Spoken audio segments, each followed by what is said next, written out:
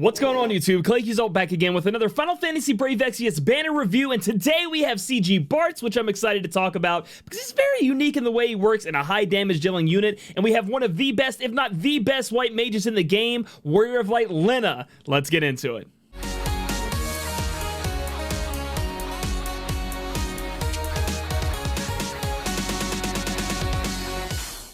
Alright guys, so looking at this banner, I have to say before we even start going over the units that it is a very, very good banner. I see 3 units here that I want to get my hands on, and I'm just not going to be summoning on the banner. I'll talk about it at the end, but for you guys, high value in my opinion.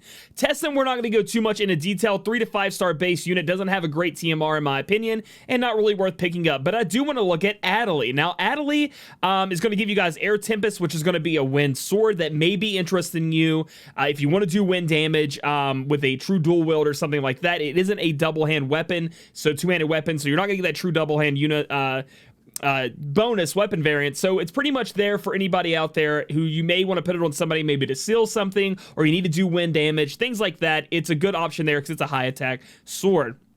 Looking on through her abilities, she actually does pretty good damage and has absolute mirror of equity chaining here. If you look down here in the wind prism, and she has the ability to go ahead and have some bird and killer abilities as well. For what I understand, she is going to be doing some good damage.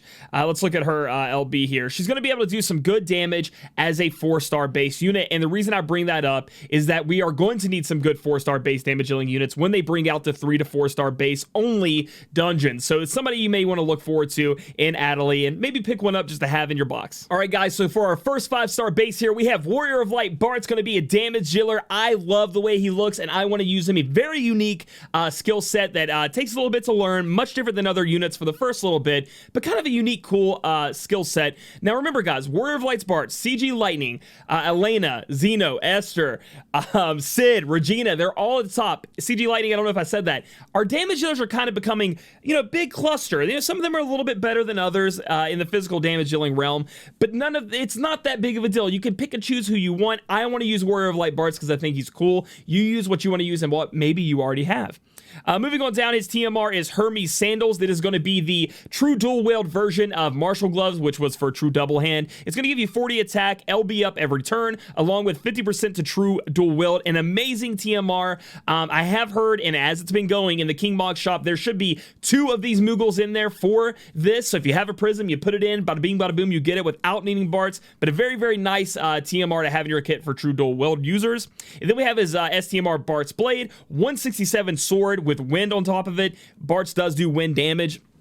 This right here is going to allow you to not have to imbue any kind of wind element onto Bartz. Again, the unit we just talked about, the 4-star base unit, does have pretty much this sword with less attack, but it's not an STMR. It's a TMR on a 4-star base with only 1 4-star base on the banner. So you're more likely going to have that. Just put on what you can, and then if you want to imbue, you can, but it really knocks out a turn of being able to do your rotation if you don't. So great, but not absolutely needed because you can just use Adderley's. A little bit less attack, but you know what I'm saying.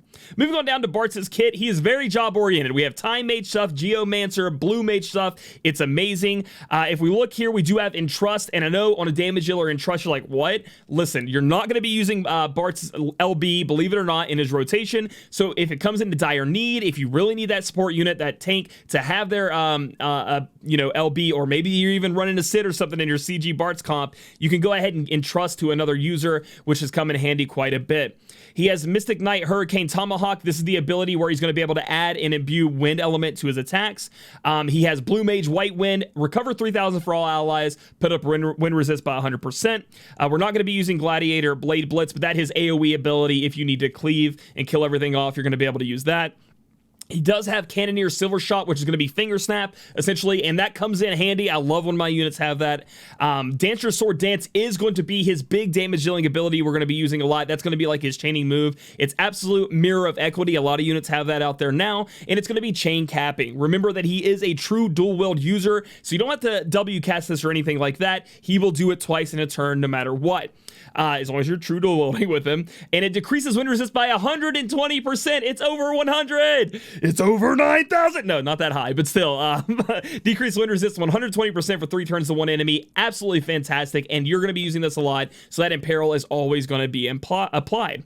We do have double job ability, and we're going to look into this in a minute. We're not going to use it too often, but when we can, we are going to need to cast this. I do believe we're really only going to use it once. And now we get into the bread and butter of how Bartz works. Bartz has the job leveling system.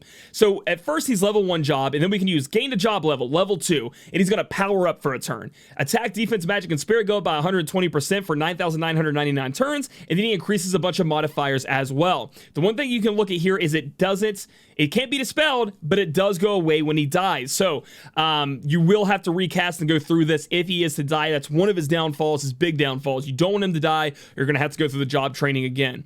Moving on down after job training, going to 2, you have to go to level 3, and that's so 1 turn, he's job training to 2. 2 turn, job training to 3. 3 turn, job training to 4. Job mastered is the 4th one. And then you're going to pop off. You're going to be doing so much damage. It's going to be absolutely incredible. So first 3 turns are going to be divvied up to leveling up to job 2, job 3, job mastered. After that, we're going to move into his actual rotation. So you guys know about the job leveling. The first thing we're going to do is, it doesn't show it here, but we're going to go down to this cooldown ability you guys need to unlock with the latent abilities. And that's going to be Fragments of Inner Courage. And both of his latent abilities you need to unlock. One gives him Guts 100%, so go ahead and level that all the way up. The other one is Fragments of Inner Courage. It can be dual casted. So we're going to be needing that to be able to put up some of our modifiers from our abilities. So we're going to cast Fragments of Inner Courage because it's available on turn 1, 20 turn cooldown. Buff up some of our modifiers, and then go ahead and finally slap the boss with some damage with Dancer Sword Dance. Now, one of the things you got to look out for here is we have not imbued yet. So if you need to imbue, you want to imbue on this turn instead of doing damage. So you want to go and like grab an imbue from the Mystic Hurricane Tomahawk or something like that. We do get to do some big damage here in a minute that has wind physical damage, but our Dancer Sword Dance is not wind damage. So you do want that wind element in there. That's what I'm saying. With True Dual Wield, we're going to assume that you do have wind sword or wind item on him somewhere, so you do not have to imbue. The next thing you guys want to cast is the dual spell blade. So this is going to be finally, you're already past this. They're going to be able to cast. It's going to do big wind damage here. 7 times modifier. 1 times modifier, 7.5 times modifier total, and then it's going to increase Brave Blade modifiers up, and these modifiers have been increased so much from all these other abilities, you're good to go, but you're going to cast that next. And then it's going to unlock Absolute Mirror of Equities, Chaining Family, Brave Blade, and Brave Blade's going to be unlocked for 2 turns, but it's really only 1 because you unlock it your turn, 1 turn, it lasts, that 1 turn goes away, and then the next turn you can use it. Moving on down to Brave Blade. Brave Blade is huge. Look at all this damage. It is actually like the weirdest of weird. And Brave Blade, again, like these modifiers look small, but you've been increasing them with all these different moves.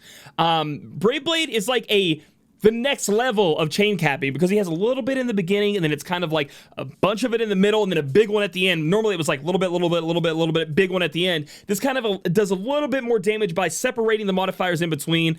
I know it's a little bit confusing, but you're going to cast Brave Blade the next turn. Then after that, you're going to go back up, and you're going to cast Dancer Sword Dance, because remember, you only do it once each turn because he's dual wielding it. Dancer Sword Dance, and so you get dual spell blade back up. You cast that, which unlocks the ability we just talked about, Brave Blade, and that's your rotation.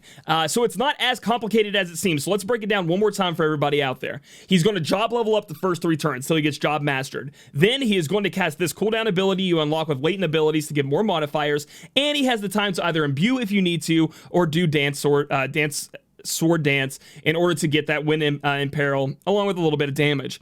Next, he's going to go ahead and cast the dual spell blade, which is going to do wind physical damage, which even if you need to imbue, it seems like you really want to put this wind resist down, so this damage does more. So I think you would even skip imbue there. I'm telling you guys, with True Dual Wield, put that blade on you, but you're going to cast dual spell blade, which is going to unlock, again, the Brave Blade, cast Brave Blade, and then back into Dancer Sword Dance. That's his rotation. His LB down here, if we go look at it, is the Blades of Legend. You are not going to be using this, even though it does put up some of these modifiers. It is actually a damage-dealing loss from what I've looked at. So that's his rotation. Hopefully you guys get it, and I explained it well enough. Moving down through his passives, we do see he has Dual Wield innately. He is going to have some Wind Resist up. Oh, we didn't talk about one of his cooldown abilities, which let me get up to. I know I'm kind of all over the place. I'm sorry. Decrease Wind Resist by 120% on this cooldown. Increase wind resist and earth resist by 100%. Add wind elements and physical attacks for 5 turns to caster. So This is pretty much only used if you need that earth and wind resist. Other than that, it's kind of something you skip over. It's not, if they would have put this into being able to be W cast, that would have been phenomenal, but they didn't. So that kind of sucks. He does get the chain modifier up like everybody else does. He has sleep and confuse resist, but remember, you guys really want confuse, petrify, paralysis resist always when you go into battle with your damage dealers. He gets some sword up. He has sword mastery here with 50% sword mastery. He has increased equipment attack 50% when dual wielding. His TMR STMR ability puts his attack and HP by 20% and 30% respectively. Increased wind resist 50%. Increase equipment attack 50% when dual wielding. So that's 50-50. That's 100% right there. On top of the fact that you guys are probably going to have his where is it at? His Hermes sandals on, so his TMR to unlock that TMR ability. So that's 150%, and you guys go up to 200% right now with the true dual wield, so you're going to be good there. He auto casts Unleash Power. If we go down and look at Unleash Power, increase LB gauge 100 to caster, but that is there as a safety net with Entrust, in my opinion. And then you level him all the way up, he gets some more of these multipliers. So overall, Bartz is very unique. Like I said, hopefully I explained that. I know I was kind of all over the place, but hey, I'm excited about the unit. I like talking about it. He's a little bit different than most units we've had in the past with his job leveling up. His biggest downfall is if he dies, he's got to build it back up again, which could take some turns, and he loses access to this. You can see that this cooldown is 20 turns. This one right here, Fragments of Inner Courage, but hey, you do what you can. Again, with the latent abilities, unlock both of them all the way up if you are going to be using CG Bartz. Very, very good. But overall, I really like CG Bartz, and I hope you guys do too. Next up is Warrior of Light Lenna, our 5-star base, amazing, best in the game white mage that we have right now, and her sprite looks so cute, so beautiful. I know a lot of you guys out there have been waiting to get her, and she is definitely worth it. She can triple cast white magic, which is really, really good when you have re-raise on that white magic. Anyway, we'll get into it. TMR is Tranquil Healing, increase spirit by 50%, and puts up these curing abilities with a 1x modifier. It is a materia. I just feel like I want something else in my materia slot, something that gives me elemental resist, something that puts up my LB fill rate and gives me more stats than 50% spirit. Now, possibly on a actual tank, like a magic tank, maybe like Charlotte, maybe that 50% spirit I really want, but on a white mage, maybe not so much. So I think it's really linear in what it needs. I'm not saying it's terrible, but it doesn't really provide the oomph that I really want out of most of my material that I'm going to be using. And then we have our STMR, the Judgment Staff, which I also don't like as much. Attack 60, super high spirit, right? 163 spirit, 30% spirit, has light element attached to it and gives you Dispelka, but a lot of my staffs out there give me LB up, give me some other kind of cool ability. So I'm going to say in the TMR and STMR department, I'm not as impressed, but maybe you guys are. Let me know in the comments below. Moving on down, we're going to go ahead and filter this one. She does have a lot of abilities, and she doesn't only do white magic. She has Entrust Plus, which is going to give her LB to somebody else, and like we talked about with Bartz, very, very good. But she gets a little bit better here. On the next turn, she's going to give herself 3 to her LB to her LB gauge, which is great, right? I wish all units had this, or some way to upgrade it, because it's fantastic. Next up, she has a bunch of abilities that are going to recover HP, MP. We can see cure all status elements and mitigate damage taken 30%. You can see on these two abilities where we put up our HP and MP, we do get to fill up the LB rate from gauge, from 1 to 4 on all allies. So she comes equipped with damage mitigation. This is the general damage mitigation, which is fantastic. Recover HP 100% to all allies, and cure stop, charm, attack, defense, magic, and spirit breaks to everybody if need to. And we get to recover that HP 100%. And again, I think, again, with that TMR putting up those cure spells, I just think that there are so many options out there, and units are getting so high of spirit values and becoming powerful that you don't really need to get that modifier increase. So that's going back to that TMR. She has the ability to put fire and water resist 70%, which is really high for 3 turns of all allies, along with putting a regen, an HP regen on everybody, which is fantastic. She puts status elements stuff of everything for 5 turns to all allies, and then next turn also heals up when she does that, which is great. So she's doing, I love this thing where she does one thing and then the next turn something else happens, which is I love so much. Increase resist to attack, defense, magic, break, stop, and charm. She covers everything that you want there. Stop and charm. So you could dual cast both of these, right? You can put all status elements up. Then you can also put all break up. Including stop and charm, so all status elements are covered, and the next turn, you guys are getting a heal and an MP refresh. Okay, does that interest you? Does that make you think it's good? She also has an ability, revive all KO'd allies. The next turn, auto revive, and she puts on herself an auto revive, so she puts on herself a re-raise while reviving everybody else up. And I can't stress how important that is. When you get into a dire situation, I do it with Myra all the time, where everybody's dying and I'm just waiting to get Myra's AoE re-raise so I can bring everybody back to life, and then puts AoE re-raise on my team to kind of recover. She's going to keep herself alive so she can keep doing that, right? Like, she'll die and come back. Now, it's not always going to work, but that is fantastic. The ability here, Heart That Rules Water, is going to be the one that lets her W cast all the abilities we talked about. We did say she gets triple white magic, which is absolutely insane. Looking at her CD abilities, available on turn 1, all of them. We got mitigate damage taken 30% for 4 turns to all allies. And then she also increases fire and water resist 4 turns to all allies. Fantastic. Can be W casted with all her other abilities. If you need that, you can grab it up there.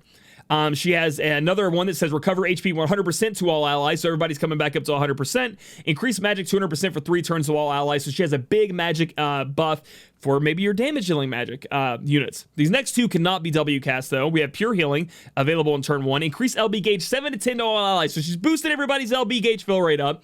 Increases LB fill rate 200% for all allies. Puts an HP heal over 3 turns and an MP refresh over everybody. HP regen and MP refresh, excuse me. Fantastic. Everybody's getting their LB up, their LB fill rate's going up, so they're getting even more, and you guys are going to be healing for quite a bit after that.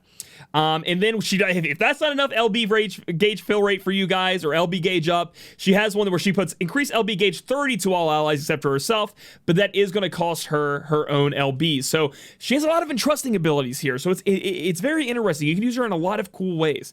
Moving on down through her passives here. Again, Kuraja getting a 5 times modifier increase. No one is not going to be healed when you have Lenna on the squad. You do not need that TMR. But you may want to have to slap that TMR on her for her TMR ability in a minute. I'm just talking about for other units in general. Okay, increase MP and defense by 10. Increase resist to silence and confuse, which is phenomenal because silence really fucks with somebody wanting to use white magic, and then confuse is also terrible as well. We just need petrify and paralysis resist. Mitigate damage taken 30% for 1 turn when HP drops below 21%. So she seems like she's pretty survivable, right? She can put that, if she has to end up raising everybody back, she puts the revive on herself, and she starts mitigating damage a little bit there with Mystic Knight Magic Shell. Obviously not as good as a Guts ability, but it's still pretty good on its own. We have HP and water resist increase. Bard Swift Song could be countered. Let's check out Bard Swift Song. Increase LB gauge 2 to all allies, so if she gets hit, she can counter and give everybody LB gauge. Increases spirit 50%, recover MP 5% per turn. Increases LB gauge fill rate by 100%. So entrusting seems like it's going to be pretty easy for her because she has all these LB. She seems like she's an LB monster, doesn't it? Like, she just like healing monster, LB monster, resist to elements monster. I like her. Increase stop resist by 100%. Increase spirit MP 40%. So this is her TMR ability. So we're slapping her TMR on. She gets stop resist. That's great, right? Because if she's going to be able to cure stop, if she's going to be able to put stop resist up, etc., she needs to be stop resist on her own. And then she gets another ability that she can counter with. These are both max 1 turn where she heals everybody. So she can counter with healing people and giving LB crystals to everybody, which is fantastic. Increase defense 20%. Increase spirit 40%. Increase potency of healing items by 100%. Most people don't use this anymore. But if you end up having to, there you go. And then this is her white magic triple casting ways that she can do. She has Libra, Banishga, Stona, Cleanse, Asunga, Dispelga, Full Life, Kuraja, Holy, and re-raise, which re-raise is going to be the big one here, right? You can triple cast re-raise every turn if you really wanted to. So you could just go boop, boop, boop, re-raise on half your team, right? You don't have to be waiting on some kind of LB, some cooldown, something like that. She can just 3 units, they're getting re-raised on them if you want it. Or you can go re-raise, Kuraja. The amount that going from being able to dual cast white magic abilities to triple cast is you can't let that go. It is so good on top of all of her other abilities we talked about. She absolutely is an insane unit. Let's look through her latent abilities here. We get Waltz of Tycoon, excuse me. Available in turn 1, 9 turn cooldown. Increase spirit for all allies by 100%, but when we get it fully maxed, it's 200%. Mitigate magic damage. So she does get an ability here that she can put up magic mitigation. So she already had general mitigation. Now she gets magic mitigation. Let's go take a look and see if she can, let's see. Yep, right here. Waltz of Tycoon, which she can W cast. So she's going to be able to W cast that. Okay. Nice. So if you need that, dude, nice. Then we have spreading one's wings. Here increases fire, ice, and lightning resist by 30%. And then auto cast spreading one's wings at the start of battle or after being revived. Decrease MP use 20%. So she is going to be triple casting a lot. She's going to have to be using that MP. So both of these latent abilities, excuse me, use your enlightenment points. You want them leveled up if you're going to be using her.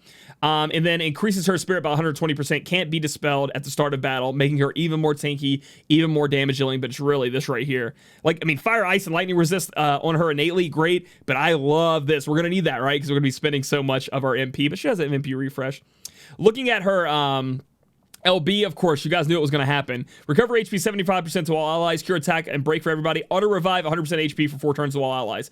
Even with her white magic triple casting, she also has an LB with all those LB up, with all the LB fill rate up, all that kind of stuff, where she can just put an AoE re-raise on everyone, which is fantastic. I hope that overall, me just explaining what she can do showed you why she's such a good white mage.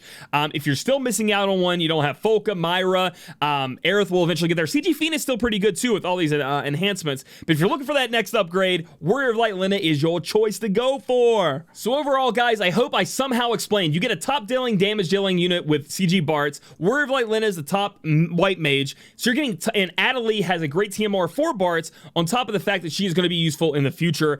Tested not so much. So this banner is full value. You also get the step up prisms with it as well. So this is one of those ones where, you know, if you're missing out on the meta, you haven't really caught up, this is where you get your value. We're not going to see something like this in the future for a while, and it's value town, baby. So yes, pull. But the problem is, if you already have a great white mage, if Folka, you know, the ones I've mentioned, Myra, Aerith with enhancements is going to be fantastic as well, along with CG Fiend is even really good. And you already have a damage dealer, like the ones we've discussed.